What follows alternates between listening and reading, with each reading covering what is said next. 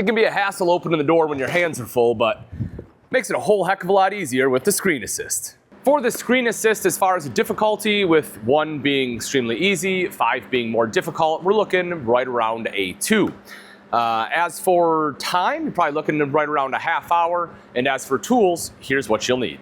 You're gonna need a tape measure, small flathead screwdriver, Phillips screwdriver, non-permanent marker, and an impact driver with a square bit. The first step is to measure the door just to make sure that the Screen Assist is compatible with your door.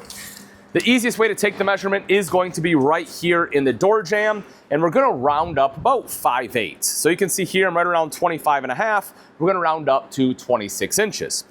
If you plan to install this, your door has to be between 26 and 30 inches. If it's any smaller or any larger, it's unfortunately not going to work. Now with this product, you essentially have 2 different installation methods, depending on what purpose you want it to serve. The most common is going to be a push bar lever. And essentially what that is it will be a long lever that goes right here over the screen and allows you to simply push it down to open the screen, making it a little bit easier to open and close. The other option would be just as a fixed bar that doesn't interact with the handle at all, which gives you a lever point to either push or pull the screen open or shut. The first step is to remove this little plug here in the handle on our screen. And when that's removed, you'll see that we have a screw in there. We're going to remove that with a Phillips screwdriver. We're actually going to remove this handle and replace it with a smaller one. That will function a lot better with the Screen Assist. Now the handle on the outside of the screen, we're actually going to keep in there because we're going to still use that one, and we're going to use the same screw that we just removed. Again, just as you can see, the smaller handle here that comes with the Screen Assist. So we're going to line that up and put it on like so. Take the screw and screw it right back in. As for the next step, we're going to take our pieces and we are going to assemble them. Really doesn't matter which end you use here. You just need to make sure that for your end pieces, one of them has the keyway, the other one is going to have the open slot for our door handle here. So put one end on one side, the other end on the other side.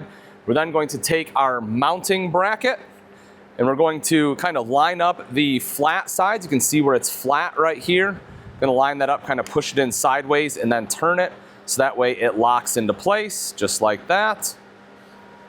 Then what we're going to do is, and this is, again, it's gonna all depend on the size of your door, we're gonna do some adjustments.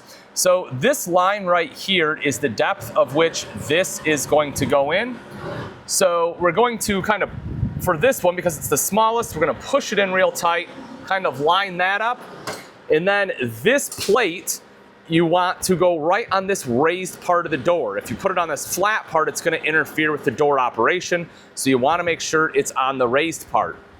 Once we have that basically set where we want it and we are fairly level, we're gonna take a non-permanent marker and we're gonna make a mark exactly where we push those in at. Just kind of make a mark there on both sides.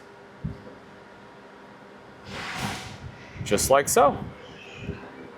So after we've made our marks, we're then going to remove each end. We wanna take a tape measure and measure from each end to our line. And we are going to add the 2 sums together. So on one side I have 4 7/8. The other side I have 4 inches exactly, so I'm looking at 8 7/8. We're then gonna take that sum and divide it by 2. In this case, that's going to be 4 7/16. So I'm gonna go in 4 7/16 on each side and make a new mark. The reason we do this is on a bigger door, because you have a little bit of room here, we don't want it to move from into one side or the other too much. We want it as centered as possible. And so that's what this mathematical equation does for us. Now what you'll notice is after doing the math, my marks don't quite line up. And the reason for that is because we have the smallest door possible. So with the 26-inch door, basically if we push these all the way in, it's only gonna require a super small adjustment past that point to make it fit this door. With some of the larger doors, again, you're definitely gonna wanna do that mathematical calculation to make sure this bar is nice and even between the 2 endpoints. Once we have our end caps where they need to be, we are just going to flip it over, take 2 of our self-tapping screws, and secure the end caps to the bar. With our end caps attached, we're now just gonna take our mounting bracket and again, slide it on like we did before. We will put the other end on the handle to that mark. And then we're going to try to get it as level as possible. Once we kind of find where it's going to be level, we're then just going to take 2 more of our self-tapping screws and once again, tap into the raised part here of the door. And that's all there is to it. If you're interested in the Screen Assist, simply stop into your local Camping World or head on over to campingworld.com.